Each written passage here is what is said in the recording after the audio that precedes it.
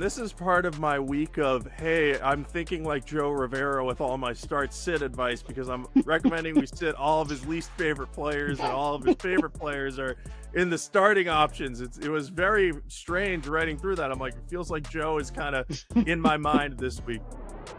All right, Jacob, we gave fantasy managers some of the sleeper picks already, but how about we give them some must start players? And the first player on your list here is a guy that I know our colleague, one of the preeminent ball knowers at USA Today Sports, Chris Bumbaka, gave his flowers to earlier this week, but that's Matthew Stafford and Rams. Why is Matthew Stafford a must start this week?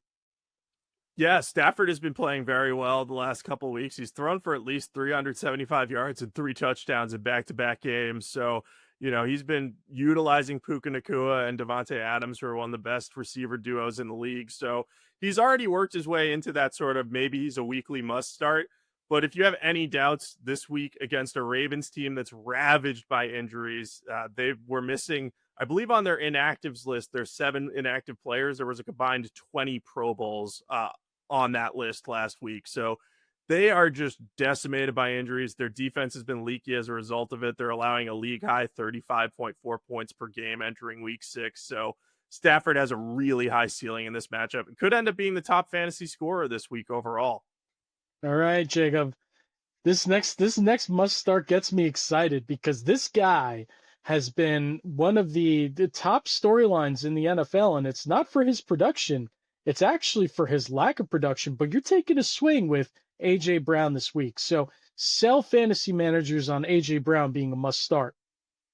Okay, look, this might be me feeling desperate about needing Brown to produce for some of my own fantasy teams. I'll be honest about that.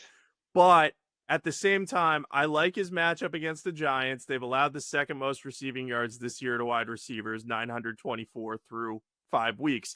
Also, I know A.J. Brown didn't have a big game last week against the Broncos. He had 5 catches for 43 yards. So I know a lot of fantasy managers will look at that and say, oh, that's not good at all. Why? He's having another bad game.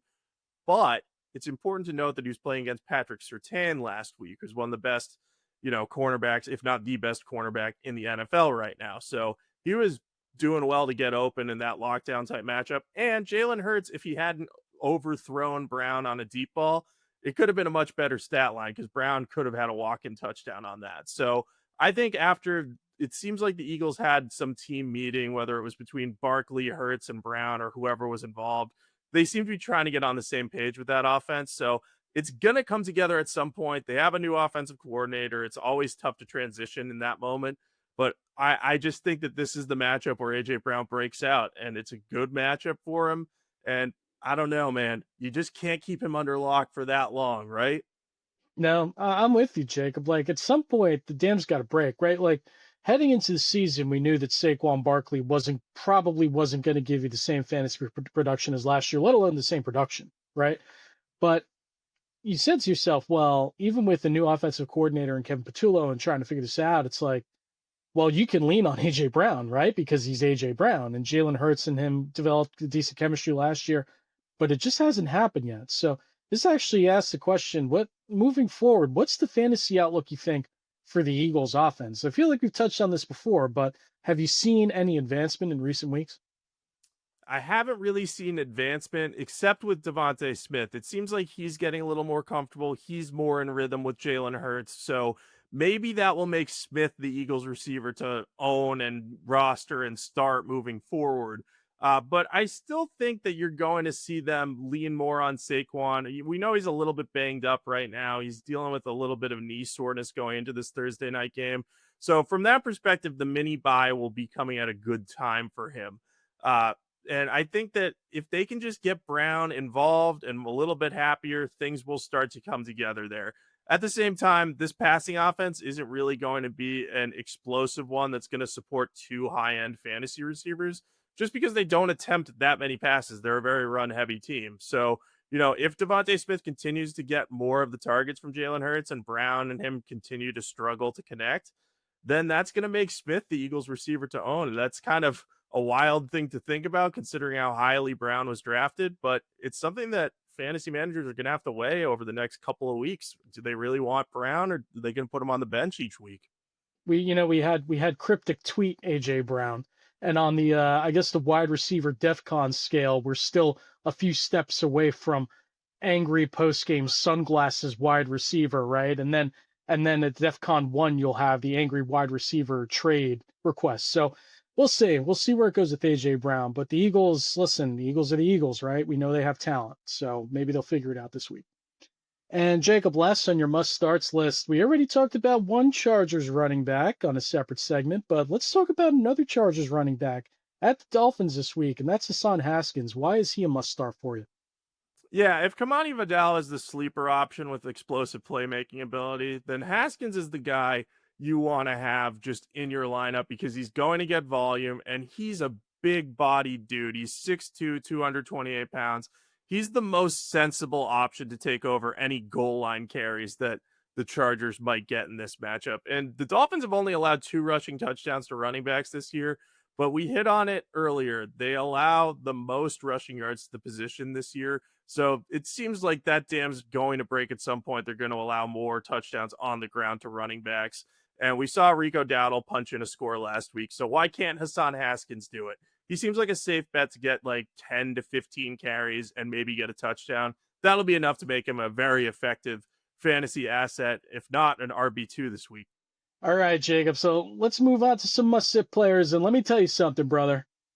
This first player on this list is not a surprise to me. But I know that you made the mistake of maybe making him a must start in recent weeks, but now he's on your must sit list. And who is that quarterback, Jacob? Tell the people at home. Yeah, it's Justin Fields, and this is part of my week of, hey, I'm thinking like Joe Rivera with all my start sit advice because I'm recommending we sit all of his least favorite players and all of his favorite players are in the starting options. It was very strange writing through that. I'm like, it feels like Joe is kind of in my mind this week. But yes, the reason that Fields is not a good option this week, we know this. He pads his stats late in games, and he also relies on the run and his legs to kind of make him a fantasy asset. Most weeks that works. It will not work against the Denver Broncos. Denver has allowed 15 rushing yards to quarterbacks through 5 weeks this season. Now, I know a lot of you guys will say, well, have they played mobile quarterbacks or are they playing these statuesque guys that are like hanging back there and not looking to move? I just want to point out last week they played Jalen Hurts. Jalen Hurts had 2 carries for 3 yards, and he's a very mobile quarterback and he loves to run, and he just wasn't doing it. So the Broncos are great at containing mobile quarterbacks. I expect that to continue against Fields. They're going to rattle him. They're going to try to make him beat them as a thrower, and I don't see that happening. So I think that Fields could end up being a big time fantasy bust this week. Again, he's a guy that because of his legs and his garbage time stat padding abilities, you'll want to start most weeks, but this is not remotely one of them. Yeah, Jacob, it's this is the at the 30,000 foot view. This is the debate between do you watch the games or do you watch the box score, right? Because like you say, Justin Fields went 16 for 22 for 227 yards or whatever it was this past week, and you're like, hey, that's not bad. But then you realize, to your point, it's a lot of fourth quarter garbage time stats. So happy to see you finally, telling people let's not do that this week with Justin Fields. But let's move on. Uh, Running back Chase Brown, the Bengals. Bengals playing the Packers this weekend, Jacob. Why is Chase Brown a must sit for you? Yeah, Brown is averaging just 2.5 yards per carry this year, which is the worst mark among 44 qualified runners this year. He just isn't finding much room behind the Bengals offensive line, which is one of the worst blocking units in the league. If you need proof, just watch the highlights from their game against the Vikings. They generated absolutely no push up front, and they haven't been able to protect their quarterbacks or open up running lanes for guys like Brown. Now, I know Chase Brown has caught a lot of checkdowns, and that could make him valuable in PPR formats, but I just don't think he has a very high ceiling against a Packers team that's allowed the 4th fewest fantasy points to running backs. It is coming off a bye and will be well rested. And also, we don't know how Joe Flacco is going to look in this offense. We don't know if he's going to play this week, but it sounds like the Bengals want him to play. But, if he's learning a new offense in 5 days, it's going to be potentially a rocky road against what was a good defense before they're kind of 2 clunkers heading into the bye. So I think the Packers are going to come out, pressure Joe Flacco, take away Chase Brown. So I'm not starting him this week unless I'm desperate at the position. Joe Flacco rides again. Let me tell you something. This guy just keeps finding himself in situations where he's expected to save seasons or, stabilize the ship. And it's amazing how he ends up with the Bengals now with wide receiver tandem. That's what, top three, top two in football. So we'll see what Flacco can do with that Bengals offense. And last on your your last on your must sit list, Jacob, is running back Michael Carter for the Cardinals. We talked a little bit about DeMarcado before. Why is Michael Carter a must sit this week? Yeah, it's all about efficiency with him. I know the volume is going to be there. He had 23 total touches against the Titans, but if you look at what he achieved there, especially on the ground, he averaged 2.8 yards per carry. And the Titans have one of the worst rushing defenses in the entire NFL this season. They've allowed the second most rushing yards to the position at 613.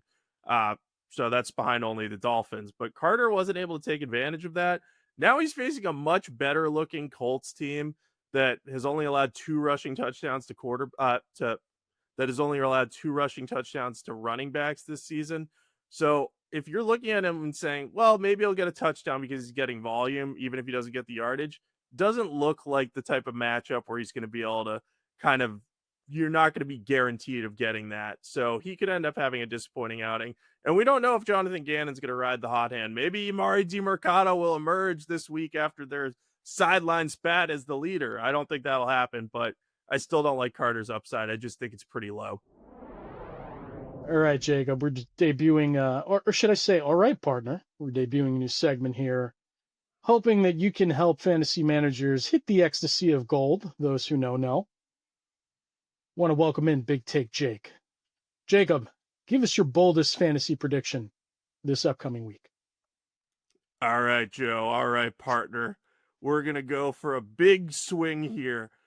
Patrick Mahomes is going to be the number one fantasy quarterback this week in a matchup with the Detroit Lions. Now, look, the Chiefs are coming off a loss. They're desperate for a win at this point. They're going to need to bring their A game for that matchup on Sunday Night Football. So Mahomes is going to carry that Chiefs offense. He's going to throw for 300 yards. He's going to lead the team in rushing again. And he's going to rack up 3 touchdowns, 2 in the air and 1 on the ground. And that's going to be enough to carry them to victory over the Lions. So I like the Chiefs this week. I like Patrick Mahomes this week. Let's make him our number one fantasy quarterback, and feel free to plug him into those starting lineups. You already were doing that. But hey, if you're playing fantasy or DFS or anything, make sure he's in your lineup too.